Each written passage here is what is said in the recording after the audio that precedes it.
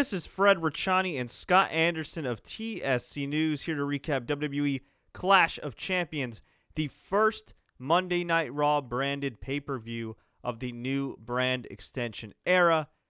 And this pay-per-view was pretty good, but a little all over the place. And I gotta say, at the end of the night, I am feeling fatigued. Extremely fatigued.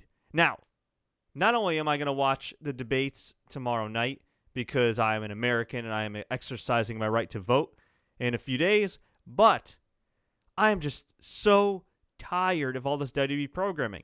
If you're a wrestling fan, if you're a hardcore wrestling fan, this is a great time for you. You got 3-hour Raw. You got a 2-hour SmackDown. You got a 1-hour NXT. If you haven't watched the Cruiserweight Classic, which was the best show of the year, you could go binge watch it right now. You got pay-per-views from Raw. You got pay-per-views from SmackDown. You got main event. You have WWE Superstars. And then if you're a huge wrestling fan and want to go beyond the confines of WWE, you have New Japan World. You have New Japan Access. You have Lucha Underground and El Rey, if you just got El Rey like I did. You have TNA Impact Wrestling on Pop TV. You have Ring of Honor and Sinclair Comet. Hell, maybe even got CMLL.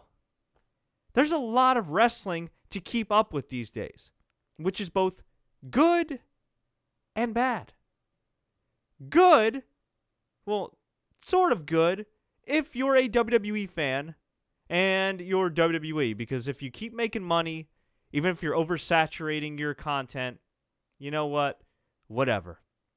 But if you're TNA, if you're Ring of Honor, if you're Lucha Underground, if you're another company that's going to rise from the ashes to try to carve their niche in the wrestling world, it is a whole lot harder because there's record low ratings, there's low fan interest, things are a bit stale, rosters are thin, and while WWE can certainly turn it around, and who knows, maybe they'll get hot around Survivor Series, Royal Rumble, and then WrestleMania time, at the end of the day, when the standard bearer of the wrestling business is hot, the rest of the companies within that respective industry can follow suit. You look at that with MMA. Back in the day, you had UFC. Then you had a bunch of other secondary organizations that were doing well. And, of course, they were run by idiots and then put out of business by themselves or by the UFC or both.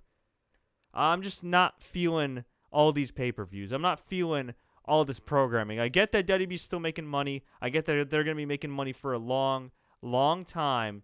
But you look at the numbers, they're eroding. They are eroding. And it's going to get to a point where they may still make money, but they're going to be making less money. And they're going to say, holy crap, what do we do?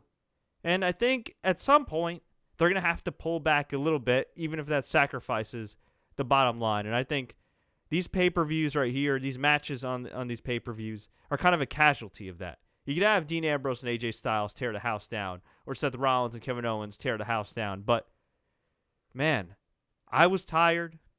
I felt like the fans in attendance were tired, although they did get up for a number of the matches. I'm fatigued, Scott. What about you? I'm sick, so I'm definitely fatigued.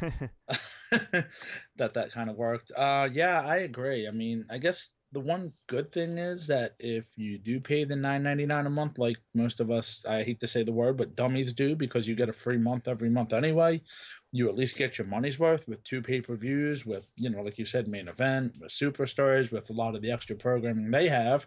So in that aspect, it's a great thing. But we talked off the air real brief, and yeah, it's becoming too much. Just 2 weeks ago we had a pay-per-view. We had another one tonight. We're gonna have another one in 2 weeks. Then one 3 weeks after that. 19 of these things a year, not to go along with. I'm sure they're gonna have special events, live events. It is a lot. I DVR Ring of Honor, not off Comment, but off the local channel that I get, and try to keep up with that. Try to keep up with Lucha as much as possible. The good thing about those shows, like you said, at least they're an hour, so it's easy to watch. You skip through the commercials, 44 minutes. NXT, I have to go back and even watch that again this week. So it's definitely a lot of programming to watch and try to keep up on. And then it becomes a point where it gets watered down, unfortunately. And right now, I don't want to say it's watered down, but it's hard for, Raw and SmackDown to have these pay-per-views with the lack of talent or the lack of depth, I guess is the better word. The lack of over talent, because they've Right. done such a bad job with pushing a lot of guys. Now they've gotten some guys over to a certain level, but as far as needle movers, as far as real draws, I mean the list is thin. And here's a quick question. I know we haven't recapped a whole lot, but where was Sami Zayn at in the main event? It He just was doesn't make any sense. he was recovering from a code breaker. Maybe he was a closet Jets fan and read the stat Saved, line of called for. maybe listen.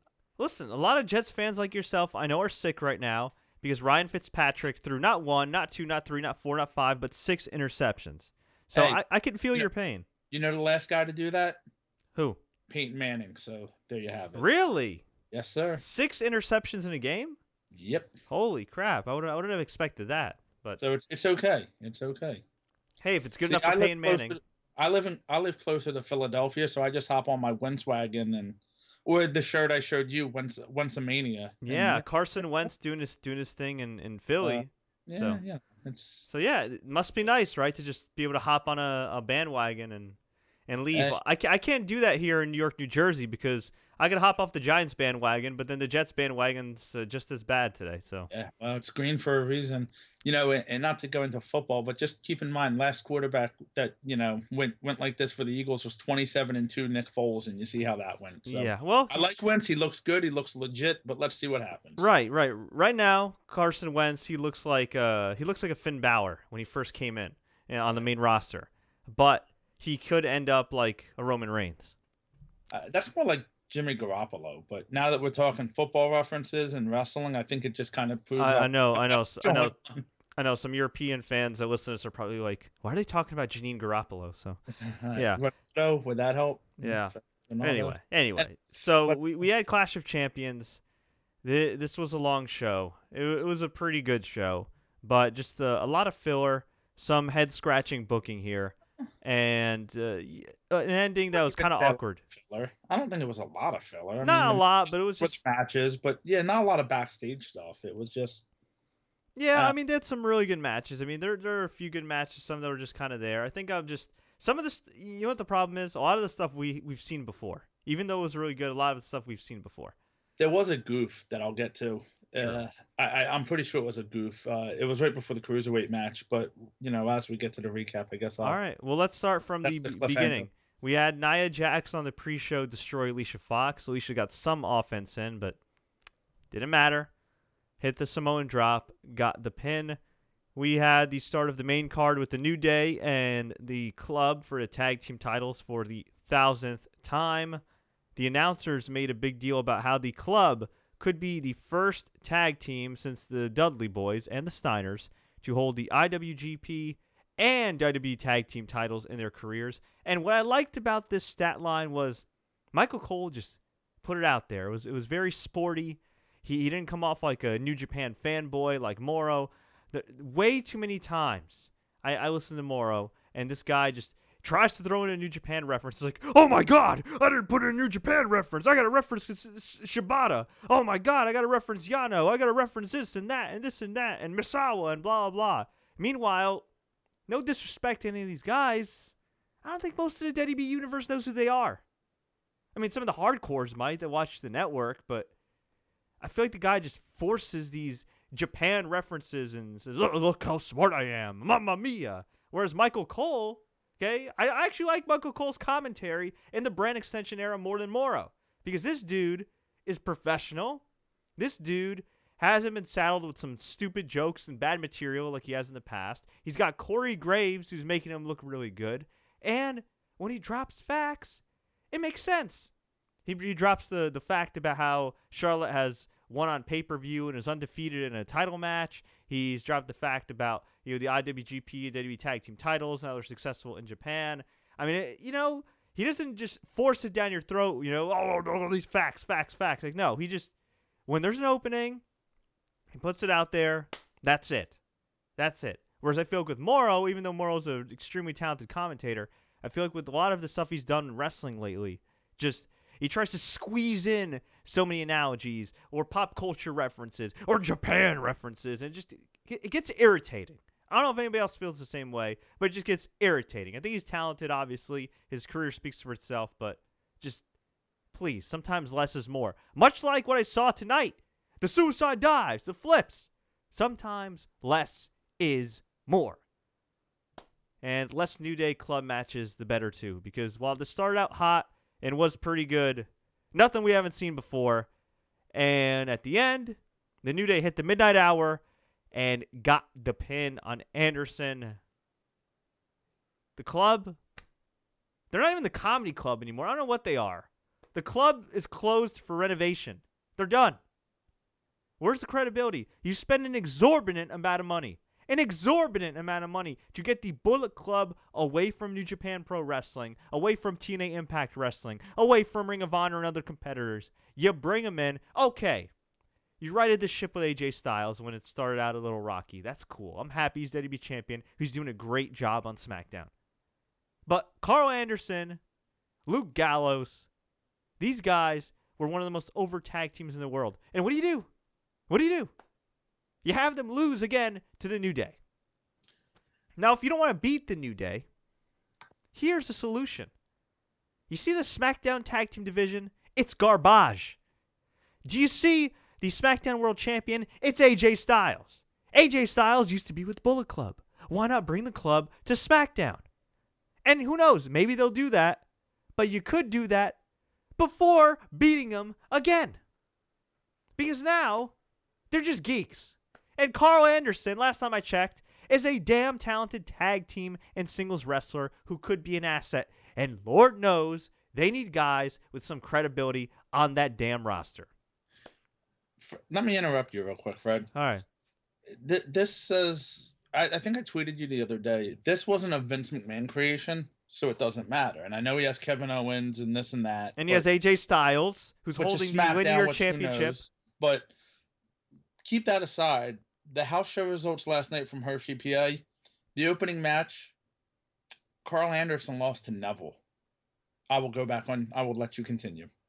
Well, I like Neville, and Neville honestly should be pushed a lot better, but I agree. It's a house show. I get it. The faces win. It helps with the kids, blah, blah, blah. Which reminds me, Cesaro beat Sheamus, but that's a whole nother subject. Oh, yeah. They had house show matches, but they didn't count. Right. But anyway, look, I know it's a house show. I know Neville's decent. He's a great worker, and with Anderson, it might work. But like you just said, these guys were the top tag team probably in the world at one point, and now they're just two geeks like most every other tag team in WWE. Not good. Not good at all. I would, I don't know. Not feeling it at all. Not feeling it at all. I think you know what? If they had lost at SummerSlam, which they did. And they wanted a rematch or something. I don't know. You could have done something where they could have just lost at SummerSlam. At least they would have only lost once to the New Day. And then you could have written them off, have them be free agents, have them help AJ Styles win the WWE title, run amok on SmackDown. I'm not saying they can't still go to SmackDown or they won't still go to SmackDown and run amok. Maybe they'll even win the tag titles there. But it's SmackDown once again getting devalued and getting another loser or two or three. Because he just had Jack Swagger lose to Jinder Mahal, and now he's facing Baron Corbin, who for some strange reason is beating freaking Apollo Crews, who's more talented in his leg than in Baron's entire body. So now you're going to get the club on SmackDown. That's what I predict. That's what I'm going to predict. Within a month, you're going to get the club on SmackDown, which is cool. It'll be entertaining, but still.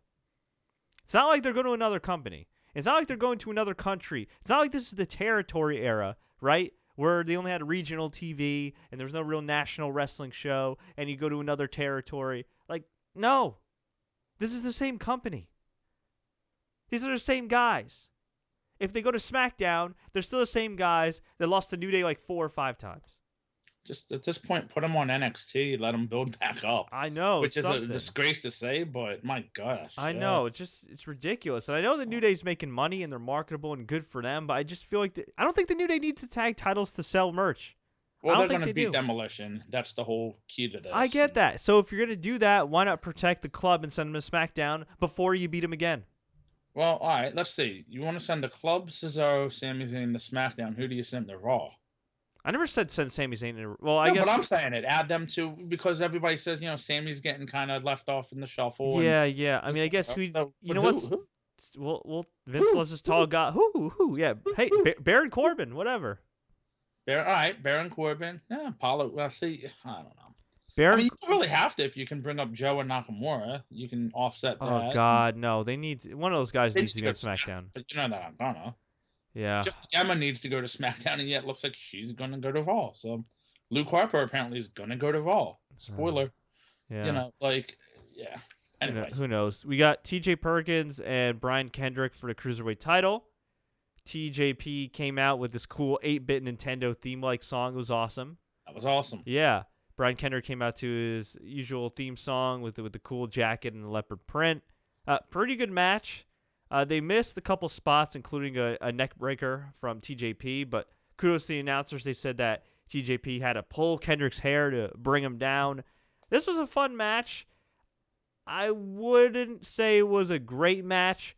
Pretty good match, but it was very WWE style. And I think when you're introducing these guys, especially when a lot of the fans don't know them, you need something that's a little bit different from the usual WWE style. Kendrick, WWE style wrestler, he's a great worker. Nothing against him. But I really feel like a guy like Grand Metalik or Cedric Alexander or some of these other guys would have been great for TJP's first title defense. Or you know what? If Kota Ibushi doesn't want to resign, you could at least signed him to wrestle tonight. He could have had a great match with TJP, a rematch with TJP. That would have torn the house down. Granted, Kota Ibushi might get over, and then you might be forced to offer him a lot more money. But, you could have had TJP beat him in a great match. Kota Ibushi could always bring him back down the road, and at least you get TJP over. Whereas in this match, I think both guys kind of got themselves over, but the crowd was quiet. There was some "Let's go TJ," TJP, "Let's go Kendrick," TJP chants, doing chants. It was all right, but I think it could have been better. And ultimately, Mega TJP won with the knee bar. A lot of really good counters here. Like I said, some missed spots, but both men worked really hard. And afterwards, Brian Kendrick offered his hand. They shook hands, and then Brian Kendrick headbutted TJP and walked out. Well, limped out. So kudos to them. Both guys sold pretty well. There was a little funny moment where after TJP did tap him out, he ran up to the second rope and posed, and then I think he remembered, oh crap, I should probably sell my neck because that's what Kendrick was working on the whole match. He was like, yeah, oh. So that was kind of cool. My two takeaways from this real quick. One, I understand why WWE did it, but to call the bully choke the captain's hook, horrible.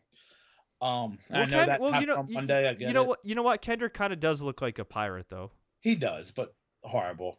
And second of all, before the match, when they were interviewing TJP, if you notice, he went up to the gorilla position. Okay, cool. Kendrick came out first. So, it's a small minor detail, but if that's the case, then you're thinking, all right, well, Kendrick's already there. Perkins is there. Why don't they just start fighting right there? Because you know what? It's like MMA, all right? He had to get Vaselined up, and they had to check his hands but, and it's everything. Small minor details. Like, I get it, but, you got to do that a little bit. You know what's a bigger minor detail that's not even minor? How are we supposed to honestly believe that Stephanie McMahon does not know why Triple H cost Seth Rollins the title when they share the same bed? Well, you leave work at work and home at home. That doesn't come up at breakfast, lunch, or dinner? I could say something right now. I listen. I would say Stephanie, this. If you saw the picture of Stephanie McMahon posing for her 40th birthday, you could understand why Triple H might not be thinking about that or might not answer that question. Yes, but you know what? I mean, in theory, okay, the Stephanie McMahon character should be angry, and if Stephanie McMahon's really angry, okay, if any of us were married to Stephanie McMahon or working for Stephanie McMahon, would you want to get on her bad side? No, I wouldn't want to get slapped in the face. No, I think she'd do more than that, okay, if she was really angry in real life. Some people might enjoy that. Scott. I'm just saying. Scott, you're an adult. I didn't say I would enjoy it. I'm just saying. All right, well, I'm just... All right. Real quick also with the Cruiserweight match, you like how they changed the ropes to purple? I did, and the lighting to purple made it feel special. I dig that. I dig it. Although I still can't believe that TJP didn't even debut on Raw. That was ridiculous. They had to get his theme song set up. I guess. We had Sheamus and Cesaro, best of 7 series, the final, or so we thought. This was a great match. A really great match.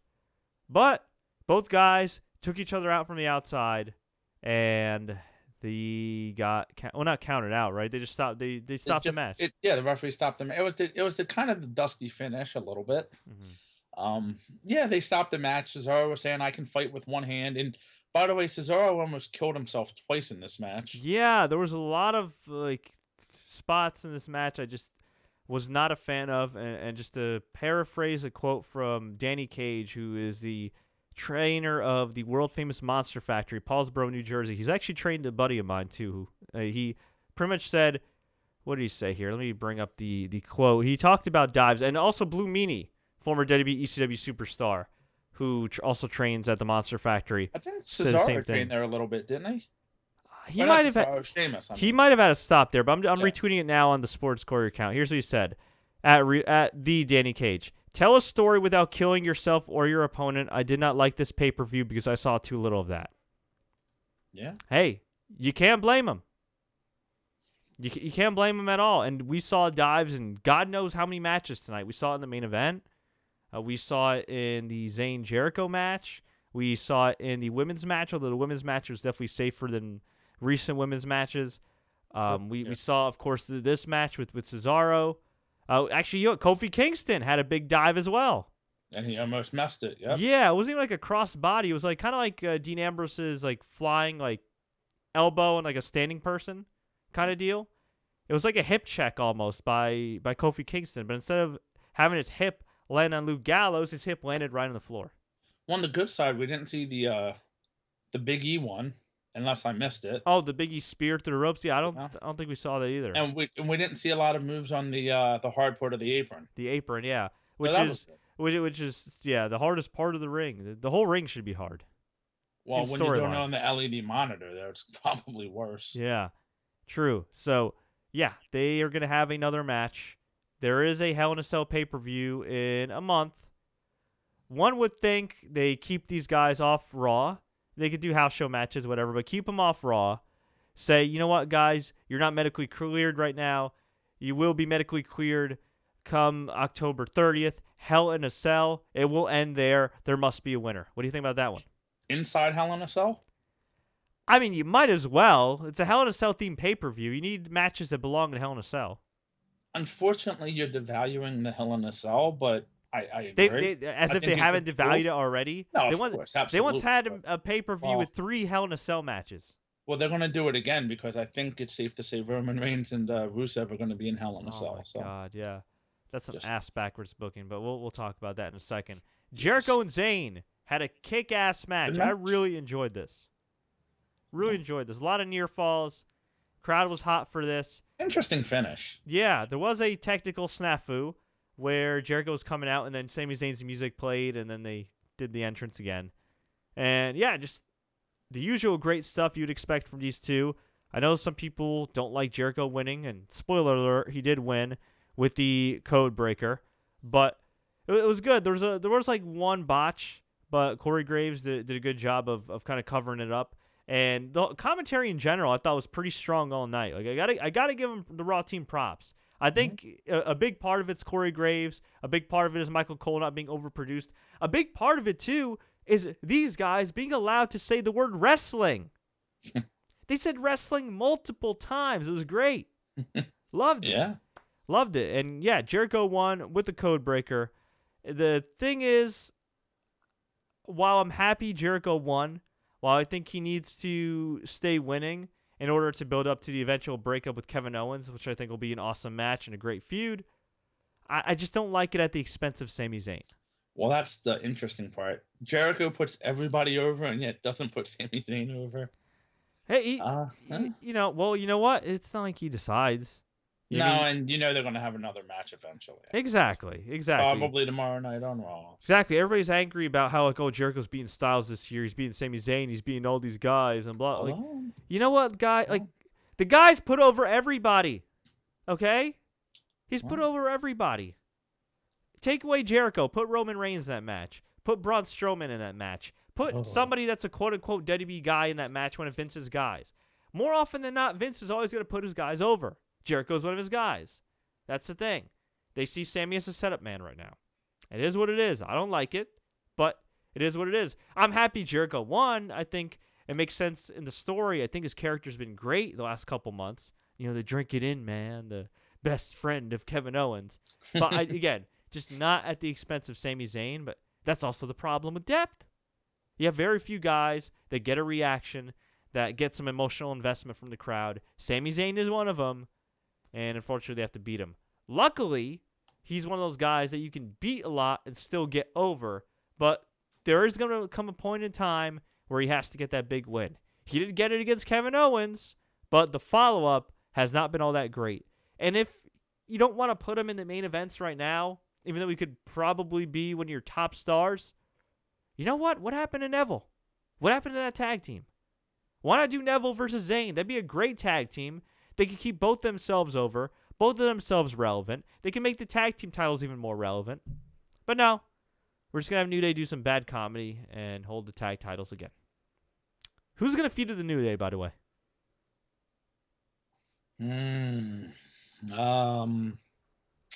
I don't even know who's on the tag team division. Ryan Fitzpatrick and Eric Berry? You're a schmo.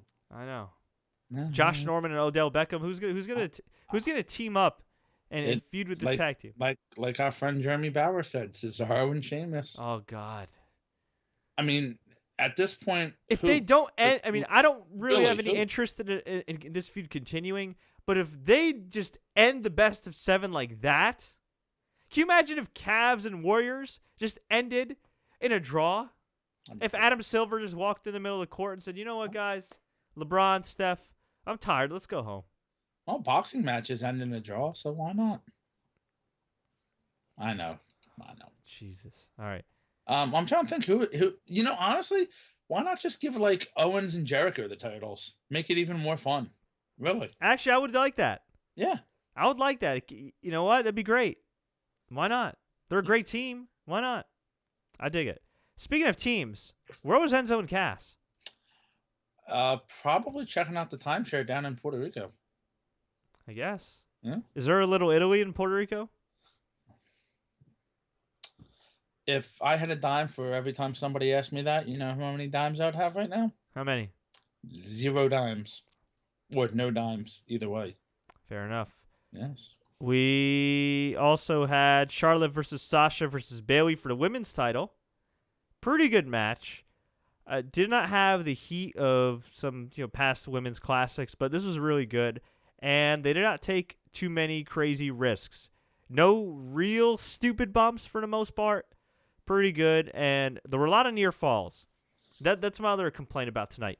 I don't mind like some near falls here and there, but I feel like, and this is the case I think with Jericho.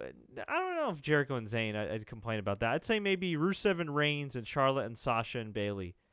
Don't you feel like they maybe could have gone home maybe like 5 minutes earlier? Absolutely. Or a couple minutes earlier. I felt that they did one too many near falls, one too many close calls with the bank statement, with the belly to Bayley. I just feel like it got a little too carried away. It got a little sloppy at the end. Yes, I think it was to the point where enough's enough. Exactly. And ironically, the finish was kind of sloppy, which involved Dana Brooke. Which this is going to lead up to Dana Brooke and Charlotte at WrestleMania, so everybody's aware of that. And it is going to bomb like crazy. Yeah. Because Dana Brooke is not the caliber of wrestler as the 3 women that were in the ring. Dana Brooke, you can make the argument, is not the caliber of any of the women on SmackDown. Now, here's the thing, though, about Dana Brooke. It's funny because it's, just about October. So you have almost 6 months to kind of get her into that shape. And they're not doing it. Like, she doesn't even wrestle at house shows. So how is she going to get this training to have a match like that at WrestleMania? Yeah, I mean, wouldn't you want to call her up because you think she's learned everything she can in NXT and she needs to learn how to get better in the ring? I mean, she wasn't terrible in NXT. She was all right, but you got to remember. She had Emma. Yeah, she had Emma. Okay, she had great coaches. a lot of the women there lay out their matches and practice and practice and practice in the performance center, which nothing wrong with that. But, when you're in the same spot, when you're not always on the road, when you're able to work with coaches and guys like that and work with all the girls and lay out your match, properly, and you have a veteran like Emma who's awesome in the ring, I mean, you're going to look pretty good. Plus, in NXT, they did everything they could to make her look good. Not just in the ring, but from the presentation. The video packages of all her competitions, the entrance, the promos, everything. Whereas here, she's just a hot chick wearing some awkward singlet who gets slapped around by Charlotte and has bad matches. And in NXT, didn't she, when she came to the ring, didn't she do like that flip or whatever? Not a flip, but she did it was like a flip. I don't remember that. It was I know the outside, like as she got up to the ring, she came around to the camera side, like it wasn't like a somersault, but it was like a twirl or something, I believe. And another thing, we being, say, like just the general WWE audience, still knows nothing about Dana Brooke. Does anybody that hasn't watched NXT know that she's competed in multiple fitness competitions, competed in the Arnold at the same time as being an NXT superstar? Does anybody know that? Does anybody know her fitness background at all? Does anybody know why she chooses to flex? Because she's competed in competitions? Nope. We don't know anything about her. As far as like regular fans that don't watch NXT, they know nothing about her. All they know is that she's a chick that's slapped around by Charlotte, that wears some skimpy outfits, and that has bad matches. That's all we know about her, and has some awkward dialogue, and once dressed in a nurse's outfit that looked really awkward in some Gallows and Anderson skit. That's all we know about her. What they need to do with her is have an injury angle, send her to NXT until about February, do some vignettes around January, hyping her back up, have her come out, and then take out Charlotte and do it that way. Maybe that could work a little bit. Yeah, but you know what? They should have done that a while ago, and they should have done that a while ago with other guys too. Like, for example, Dolph Ziggler. The fact that Dolph Ziggler is still challenging for the IC title, I know he just lost to The Miz on SmackDown, but like, here's a guy, if you sent him to NXT, if you did video packages every week on SmackDown, building him up, saying, you know what, the Dolph Ziggler redemption tour continues, and he's busting his ass and working his way back up in NXT, and then you call him up around, like, say, Royal Rumble time or something. That's a guy who you could rebuild if done right. But they didn't do that with Ziggler. They just kind of had him win a few matches here and there, put him in the WWE title match, and they were shocked when nobody cared at SummerSlam when he was challenging for a WWE championship. So, you know what's going to happen at WrestleMania if they do Dana versus Charlotte? I think they're going to be in for a rude awakening because they're going to be shocked. Shocked. Oh, my God. How's Dana getting booed? How's the crowd not caring? Why are 80,000 people going to take a piss break right now? Because you gave us no reason whatsoever to care about Dana Brooke. Never mind the fact that she's completely miscast. Yep. Well, I think, and unfortunately when Emma got hurt, I think that really hurt Dana a lot. Oh, I agree. But you know what? Then put her in NXT. Or if not put her in NXT, keep her on house shows. And if not that, then friggin' at least tell us a little bit about her. I'm not disagreeing. I mean, have you even heard anything about her, like, on commentary? Has anybody even say anything, like any stats about her? Because she's she's the Virgil to, Charlotte's Ted DiBiase. I think we even knew more about Virgil. Yeah, but you know what I'm saying. And listen, don't besmirch the good name of Virgil by comparing him to Dana Brooke. Don't get me started with Virgil. So, if you anyway. saw him and Scott Hall's little Twitter. Oh, no, I haven't. Days ago. Do I got to see that? It wasn't nothing big, but it was, Virgil tweeting a picture, 20 years ago today, I was the focal point of the NWO or something like that, or the centerpiece. And Scott Hall just goes, yeah, sure. That's, it's Virgil being Virgil. Exactly. So, yeah, the finish. We had Dana Brooke interfere multiple times because triple threat matches are no disqualification. And she, I guess, who'd she try to pull? I don't even remember. She was like trying to pull Bailey out or something, or pull Sasha. I think she got both of them at one point. Yeah. Yeah. Let me look at my notes here. It was Sasha. Yeah, I think she pulled Sasha, and then Charlotte, you hit a boot on Bailey, a test big boot, and got the pin. Yeah, this is all right. I wouldn't say a great match, but really good. Not a lot of crazy spots. There was an impressive spot where Charlotte hit the moonsault on both Bailey and Sasha. That was pretty cool. I was worried. I was too, but she hit it perfectly. She hit it perfectly. Yeah, so it was good. It was good. So not a bad match at all. I don't mind Bayley losing because it leads to the story of her being an underdog and overcoming the odds like in NXT. So we'll see what happens there. We had Rusev Roman Reigns for the U.S. title. Really good match, but nothing we haven't seen before. As in, we've seen this match multiple times. They've had some really good and great matches in the past. This was no different. And Roman Reigns got the win with the spear out of nowhere. He kind of like the RKO out of nowhere. But the thing is, he should have gotten the pin sooner. Got the pin, but Lana pulled out the referee.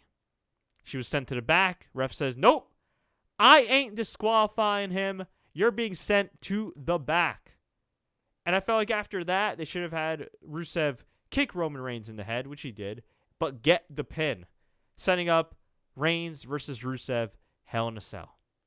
Instead, the babyface who's been booked like a heel, humiliating the good, kind, married man for the last 2 months, just gets the pin and wins the U.S. title, which means this feud did absolutely squadoosh for Rusev and Lana.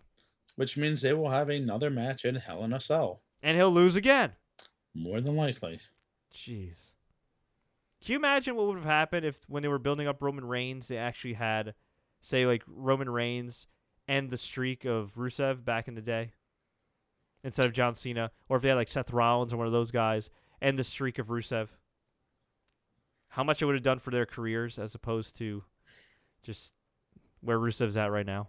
It's amazing, isn't it? Well, we can talk about John Cena later if you really want. Yeah. Well, if you caught talking smack with Ambrose, man. I actually didn't, but that was a misstyle promo if I ever heard one on Cena, man. Really? Okay. Yeah. I've heard that, those two may not get along backstage. I don't know, but maybe they just want to play it up for the feud. I know. Well, for those that don't know, for those that don't know, Dean Ambrose pinned John Cena on SmackDown like it was nothing.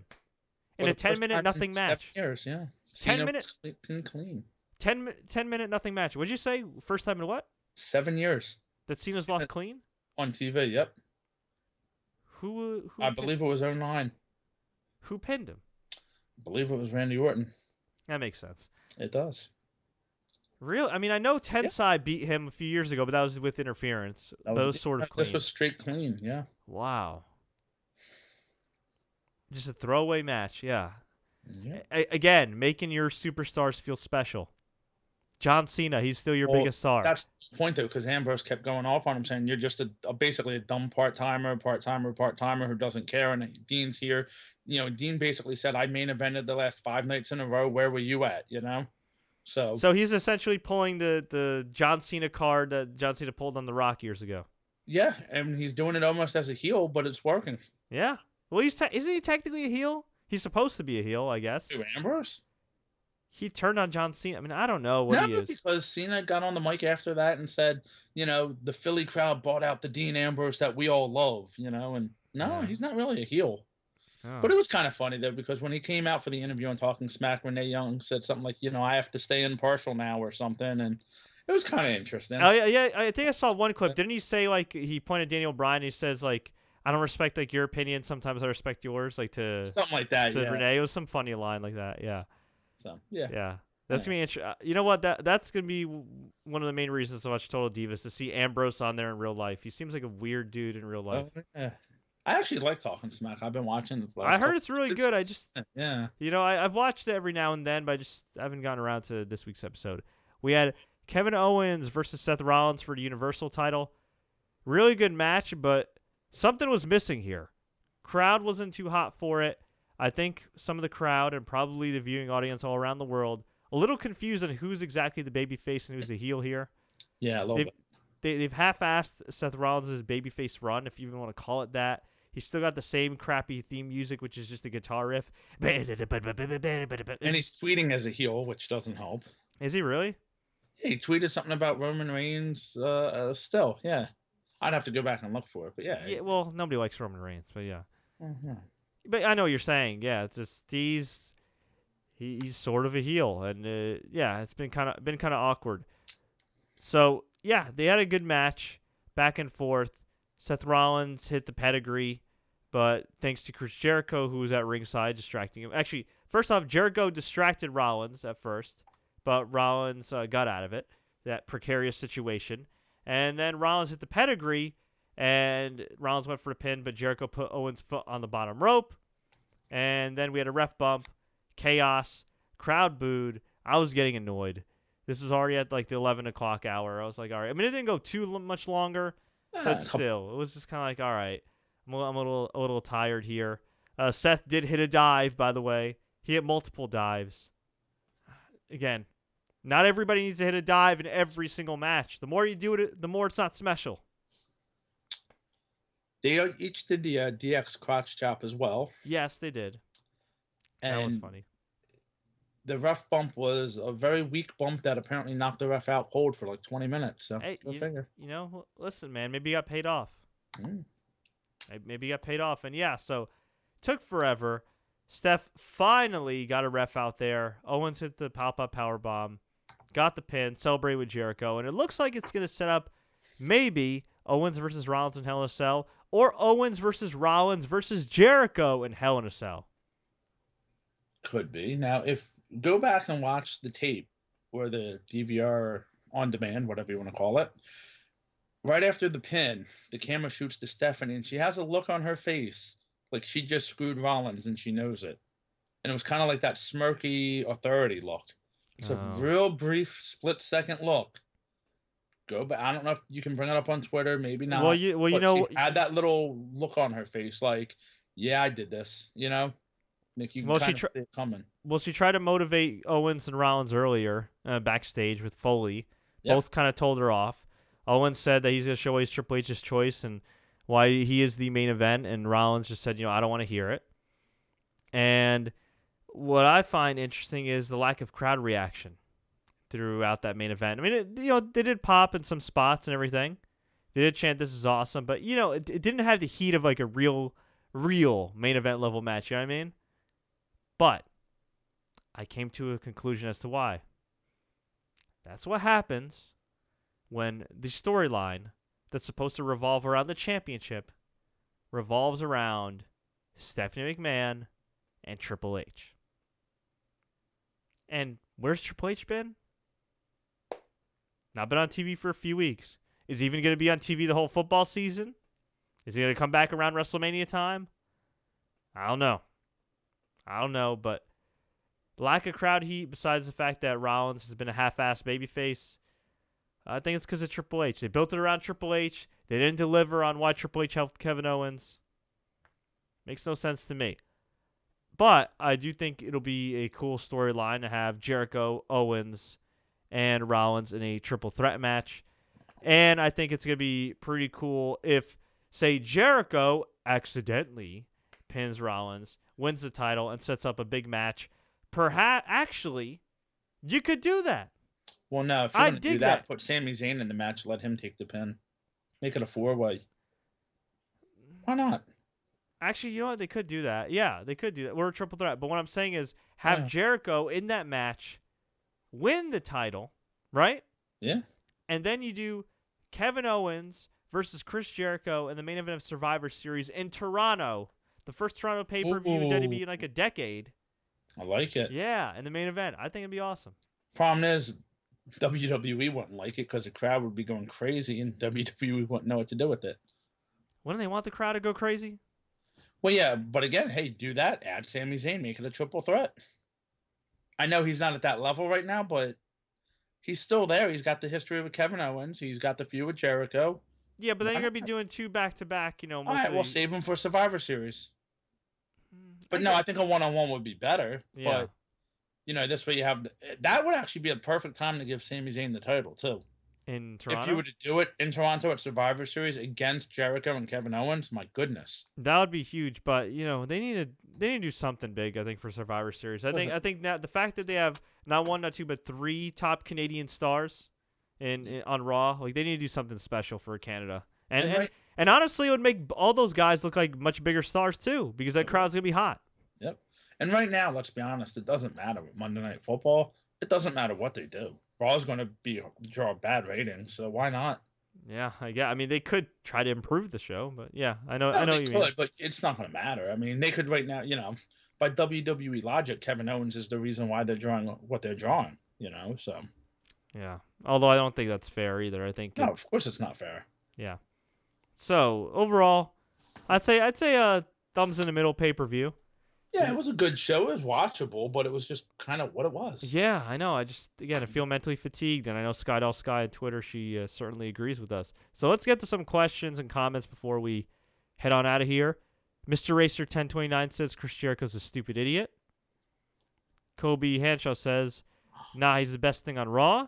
He is one of the best things on Raw. Speaking of Mr. Racer, real quick, last night in Chicago, no, it's past midnight now. So Saturday night, house show in Chicago, we had Randy Orton and Brock Lesnar too.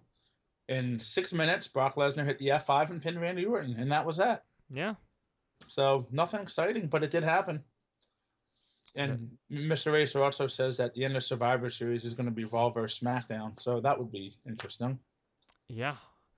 Like the good old day. I don't know if that's the good old days, Mr. Racer. Huh. Okay, Dan Foster says he's happy that AJ Styles and Kevin Owens won pay-per-view main events. That I am happy with. Let's see. Steven Shaw says if they do Dana versus Charlotte at Mania, it would be a huge step back for women's wrestling. It'd be a huge step back for wrestling, period. Well, You know, I mean, who knows? Maybe Dana can surprise us, but she needs to improve. She needs to get better. At the very least, she needs to get better in the ring. If they're not going to improve her character, she's got to at least improve in the ring and put in the work and get better. put her in tag matches or do something. They got to do something with her. Yeah. He's not even on like superstar, nothing. Yeah, I agree. It's a good point. Holiday 197. I'd also like to see Kevin Owens versus Zayn at WrestleMania for the Universal title inside Hell in a Cell to resolve their feud. I don't think they're going to do that, but that would be awesome. Yeah. Loser must go to SmackDown. Way to make the SmackDown brand look even worse. Yeah, right. Oh, man. The sad part is SmackDown's probably the better show right now than Raw. What? It's probably the better show. Yeah, I think so. It's easier to watch. It is. Well, yeah. Significantly easier to watch. Much easier, yeah. Yeah. Okay. And hey, and real quick, let's give props to Alexa Bliss, by the way, on SmackDown, because she's doing a heck of a job in her role right now. Yeah, her and Becky Lynch had a nice contract segment signing. It was really good, and it's just kind of funny because she's this like little girl, and she's telling Becky that she doesn't look like a champion. And I know some people maybe took it the wrong way, but at the end of the day, she's a heel. It's not like she's calling Becky ugly. I mean, Becky's gorgeous. You know what I mean? Yeah. Like it was just more like kind of like a heel like thing to say, and it was it was very well done. Yeah. Very well done, knocking the table over Becky.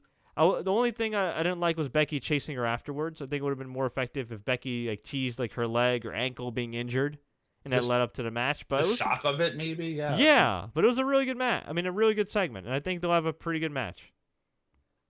So that was pretty good. As far as everything else that's going on in WWE land, I mean, yeah, that was that Ambrose match was still shocking to me. Yeah. And they really need to keep John Cena special. They really do. Or else that guy, you know what? If they do more jobs like that with John Cena, that guy might just say, you know what? I love WWE. I'll still do all the public relations stuff, but maybe I don't want to wrestle that much anymore. Yeah. Usos beating American Alpha. Wasn't a fan of American Alpha losing, but you know what? Chad Gable sold very well. They could lead up to a rematch, and Usos are now the number one contenders at No Mercy, I believe on October 8th, taking on Heath Slater and Rhino. For those that don't know, Cena, Ambrose, and AJ Styles are going to have a triple threat match at No Mercy. But just a couple weeks before No Mercy, we're going to have this Tuesday on SmackDown, Ambrose versus AJ Styles for the world title. That's going to be interesting. It is. I really hope they don't give Ambrose the title back yet. And I really hope John Cena doesn't win his 16th on some B pay-per-view. Or C pay-per-view, for that matter. Well, at this point, none of the pay-per-views are B and C. Cena's supposed to be going to go film, what is that, American Grid again. Yes. So, but then I heard a rumor that Ambrose might be taking time off. So that was a BS rumor from a BS site. I didn't see it from It was, credible, okay. So I didn't read it from a site, but I saw some things on Twitter or something. Yeah, no, so, okay. Dave Schneider sent it to me. He asked if this is legit. I asked a few people, and Dean Ambrose may be taking time off, but until I see it from somebody that's actually pretty credible, I'm not buying it. So Dan Foster asked, why not put Nia Jax in the Dana feud, the Dana spot? It really wouldn't make a difference at this point. Yeah. Plus, That's Charlotte's a bigger, muscular girl. I think it would be a better visual. You know what? It would have been better if Ava Marie was on SmackDown and not suspended. If they brought Nia Jax with her, or you know what? It would be better if Alexa Bliss had Nia Jax. I think that dynamic would be great. But be like the Shawn Michaels third Diesel. But interesting. Yeah. I don't think that's Ooh, gonna imagine happen. that Nia Jax versus Alexa Bliss match. Ooh. Well, they are good friends in real life, so maybe they'd have a decent match. Just the visual, like you said. Yeah, exactly. It'd be interesting. Man, that would be interesting. It would be. All right, let's see a few more here, and then we'll head out. What do you think about the Wyatt family versus Randy Orton feud? It's been pretty terrible. Really the Wyatt family. It's an interesting, yeah. It's not really the Wyatt family, but it is. Yeah. It's not interesting. It's pretty terrible. It's pretty. Right now, anything Bray Wyatt's in, unfortunately, is pretty terrible. That's the problem. Yeah. Fred, do you have any updates on Matt Sydal, aka former WWE Tag Team Champion Matt Bourne? Yes, Matt Bourne was somewhat missing incognito the last few days. Yeah, like 3 or 4 days. He didn't make a few bookings, and people got worried, but he said he just ran into passport issues and was chilling in Hawaii. So, not a bad place to be. Not a bad place to be, but you'd think you'd let some of these independent companies know. But maybe he did. I don't know. I mean, there were a lot of rumors going around, but thankfully, he is safe and sound. So that is all that matters. Okay, let's see here. As far as anything else that's going on, TNA, there was a recent story in the New York Post about how they're on sale for $40 million. I almost said 48. Jesus. They're not on sale for $40 million. Okay. WCW was bought for what, $2 million? $2.5 million, and they could have been sold for a lot more the year before. They were actually sold, but they were idiots. So yeah, TNA is on the market. Who knows what's gonna happen? Who knows who's gonna step in? Either way, like WWE programming, I'm very fatigued about these TNA sale talks. I don't care. I mean, I care obviously because I have some friends in the company, but I don't care in the sense that like. It's hard for me to take things seriously until it actually happens. We had the PR move of Billy Corgan putting in some money and becoming the president.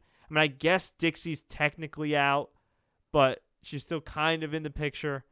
I don't know. I would like to see some stability come TNA's way, but it's getting to the point, man, where it's just like they may have Bound for Glory, they may have a few more shows, but they really need to right this ship and get things on track. Either get a financial backer or just, I don't know, you're going to go away. Well, from what I heard, they need to get money to do their next set of TV tapings after Bound for Glory. So yeah. See how that goes. If Vince bought them, he would just shut the company down. Yeah. They've already rated talent. I mean, Samoa Joe, Eric Young, Bobby Roode, and they could get some more talent. And there's some talent there, sure. I mean, let's face it. I mean, let's be honest here. Outside of a few select people in the company, is anybody there really making significant money? You know what I mean? I mean, I think Bennett and Marie are getting really good money. I think EC3 is getting really good money. I would assume the Hardys are Hardys for sure, I think, are doing very well for themselves. But, as far as like some of the other guys, like the X Division guys, I would imagine they're not making a whole lot of money. I mean, at the end of the day, Galloway's got to be doing decent. James Storm's doing really well for himself. So he got. I mean, I guess you do have a few guys and girls that are making some pretty good money by pro wrestling standards, but there's a lot of other people that kind of just scraping by. They kind of are just hoping to get paid, and they got the national exposure. I mean, I guess at the end of the day, it doesn't matter if there's like 10 people on guaranteed good money deals or 100 people. I mean, it's still another place for wrestlers to work, and it would be sad if it went out of business. But I'm just looking at the situation. It's got to be, I don't know, got to be anxiety filled for some of these guys. To just not know if your next paycheck's going to come, hearing all these sale rumors and everything. They have a very hardworking roster. I hope everything works out. I really do, because their show's been pretty good. And Dan Foster just mentioned that's true. Cody is now in TNA. Oh yeah, Cody Rhodes. Yeah, making some good coin. He is going to be debuting at Bound for Glory, and they signed his wife, Brandy Rhodes, to be a knockout. That's going to be interesting if she can actually. Well, I think they're going by the old WWE model of just hiring hot chicks that may or may not be able to wrestle. Figure it out later. Yeah, I don't think that's very good. But yeah, Brandy seems to be working hard. She's the wife of wrestling royalty. Maybe she'll work out. Jeremy Bauer says the Broken Hardys versus the Wyatts would be entertaining. It would be. And there's been reports that WWE's interested in bringing back Matt Hardy, which would be phenomenal. But Matt Hardy's still under contract with TNA, and he could essentially make his own schedule. He's Yeah. doing very well for himself. He doesn't need the WWE, or he doesn't need a full-time schedule to make the money he's making right now. He's older. He's a family man, right? I mean, Exactly. TNA, you work what, a couple days every couple months and do some independence when you want, and yeah. And look, say what you want about Matt Hardy. I've said a lot of negative things about Matt Hardy in the past and some of his exploitative aspects of his marketing in the past, but that was obviously when he had a lot of crap going on. But these days, knock on wood, it seems like he's doing very well. Seems like he's healthy. Seems like he's clean. And, he's marketed himself brilliantly. Him and his brother, they really have. So, outside of WWE as well. So, you got to give them their props. Got to give them their props here. And, okay, we'll take one more question real quick, and I'll defer. Actually, two more things. Stephen Shaw, who does a lot of sports work in Wheeling, West Virginia, says Cena's going to be at the house show I'm working on in West Virginia tomorrow. Nice, Stephen. Let us know how that goes. Coach Ostner. Fred, why no Enzo and Cass? I was appalled. From what I heard, it was just the layout of the show. No time. Yeah, but didn't the pre-show start like an hour earlier? Yeah, not going to waste them on a pre-show. But you know what? It's okay not to have them on the show just for the fact I told you this before. Their gimmick is going to get played out quick if they're not careful. It will. It absolutely will. Because these guys, they're going to run out of things to do, and it's just going to get gimmicky, and it's not going to be good. So I think not having them on every single show is okay. I would have thought them do a promo at least. They could have woke up that crowd, dude. Yeah, a promo, yeah. Well, but they didn't. So whatever. They could have woke up that crowd. That's all I gotta say. Russ Hype Bros, the club needs to be traded to SmackDown for the Wyatts. I don't know about that, but yeah. Holiday 197, main event was a mess. Match was good, but I don't know why Triple H didn't appear. The ending was faulty, and Zayn should have come out, like you said, Scott, and attacked Jericho if the two are going to continue a feud. That I do agree with.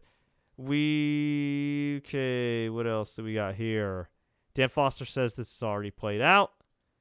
I saw one question here I wanted to get to. Oh, yeah, I'll defer this to you, Scott. Thoughts on Arnold Palmer and Jose Fernandez?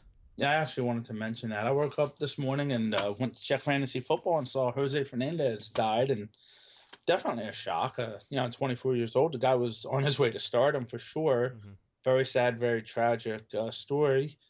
I hate to say this, but my question is, why the heck are you out on a boat at almost 4 a.m? I know it's a Saturday night and all, but you know what? I mean, weird. Look, I'm not saying there was anything suspicious going on. No, you know what though? I mean, let's put it this way: you were 24 once, I was 24 once. We all do some fun things when. I'm not a Major League Baseball player making millions either. Oh no, but still, and look, I know things happen, but it's just kind of like sometimes you got to be smarter than that. I just think, I just think it sucks. It's just a crappy situation, and I think we all, when we're in our 20s, do a lot of things that might be considered a little risky, whether we have a 6-figure job, 7-figure job, 5-figure job, and yeah, I mean, I don't know. There's not, there's a lot of speculation as to what happened. Heard it was a high speed when they hit the rocks and all. So yeah, I just think, I mean, when I saw no drugs or alcohol right now, which is good. I just saw the detail when they didn't have life vests. That was, I mean, look, didn't have them on anyway. If you had that kind of impact, I mean,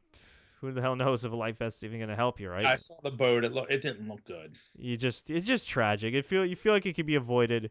It's just heartbreaking. You know what I mean? Unfortunately, it's another one gone too soon. It is, and what breaks my heart too is that I know a lot about the kid. I mean, you follow baseball a lot closer than I do, but just seeing the news. It's on Instagram the week before his wife's pregnant. Yes. Just man, it's tough. That sucks. So if anybody's watching this right now, listen to this, or just vaguely familiar with the story, I mean, just. Life's precious, man. Just take it easy. Be careful. And look, things can happen. You could get killed walking across the street. You know what I mean? It's like sometimes stuff just happens. So just, be thankful for what you got. Make the most out of life. And he certainly, for the short time he was on the earth, made a positive impact. And one of my old classmates at Rutgers and Fieldboro High School, Tariq Pierce, who's a producer for the Miami Heat, he actually went with Justice Winslow to a Marlins game, I think a week or so ago, and actually filmed these two guys interacting. I mean, the irony of that, right? You just don't know. Yeah, it's a damn shame. So our deepest condolences to his family, and Arnold Palmer, the king of golf, passing away Yeah. too. An icon in golf. Heard there And was in the some sports heart world. issues he had, so yeah. 87 years old, lived a long life, just a true icon. I mean, one of the most Absolutely. likable athletes and everything. I mean, he was a little before my time, but even I'm familiar with him. If you're vaguely familiar with the American sports world, I think you might have heard the name Arnold Palmer at one point. And just, yeah, man, just 2016. It's been a decent year as far as wrestling goes. AJ Styles wins the title, Kevin Owens wins the title, but it has absolutely sucked when it comes to deaths. Prince, China, David Bowie. I mean, my God, I kind of want this year to end already, man. There's a rumor, and Mr. Racer just posted it as well, that Seth Rollins might have been injured a little bit in his match tonight versus Kevin Owens. Jeez, now that's obviously not at the scale of what we're talking about here, but that's No. certainly... I just want to break. Oh no, yeah, I just saw that too. Let me.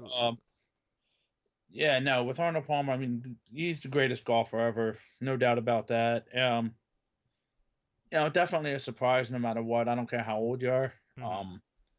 Yeah, I mean, it comes in threes, so that's the unfortunate part there. And there's 2 in one day. Jeez, yeah, I know. It's tough. And the Marlins, right in the middle of a playoff chase, long shot, but they still had a shot at it. It's going to be tough. Yeah. All right. Let me just. I'm trying to see. Oh, you know what? It may have happened with the gut buster. Yeah, it looked a little bad when it happened. I mean, he might have injured his ribs. I mean, granted, if rib injury is not the same as like a torn ACL and him destroying his knee. No. But still, yeah. A lot of guys are already banged up. But, folks, we're going to get on out of here. Hope you enjoyed this recap. I know it's been about a week and a half since I've been on. Just, a lot of things going on. But I just want to tell you what you can expect from TSC. First off, if you haven't subscribed to my other YouTube channel, youtube.com/TSCgaming, you can check out all my video game updates. I just uploaded reviews of The Huntsman and Winter's Curse and Batman, the Telltale Series Episode 2. Tomorrow night, sometime around the time that Hillary and Donald will be debating about their huge plans to build a wall and make America great again, I will be uploading our NBA 2K17 review. I got the game a little later than I got it the last couple of years, so apologies for that. But our in-depth NBA 2K17 game review will be available on youtube.com/TSCgaming. I will also have an impressions video up of Destiny, Rise of Iron. And, of course, in just a couple weeks, WWE 2K17. You better believe we're going to have wall-to-wall coverage of that. If you are in the New York, New Jersey area, come October 6th, 7th, 8th, and 9th, or maybe you're traveling to that area, I will be in attendance covering New York Comic-Con. If you happen to be there, Julian Cannon, a few other people, I know you're going to be there who watch this show. Please don't hesitate to hit me up. Would love to meet some of you guys, kick it with some of you guys, maybe even interview some of you guys. Be a whole lot of fun, but that's all I got for tonight. As for this week, we'll probably do some recap either Tuesday night or Wednesday night, recapping all the latest in Raw and SmackDown. If you enjoyed this recap, please share, take care. A little rusty, folks. If you want to check out our podcast, soundcloud.com/TSC News. You can also search TSC News on iTunes and Google Play. And don't forget to subscribe for more updates. Scott, any last words? I am good, sir. Really? That's it? I'm a man of few words. All right. Anything you want to say to Ryan Fitzpatrick, American football quarterback who threw a record 6 interceptions in a game? I would like to say that Raw tomorrow night should be good. I'm going to avoid what you just asked me. And hopefully we can do this again during the week if my autograph seekers will leave me alone at dinner. All right. Well, I'll be watching Raw. I'll be watching the debates, which might be more pro wrestling than pro wrestling on Monday night. Until next time, everybody. Woo! As always, enjoy the matches.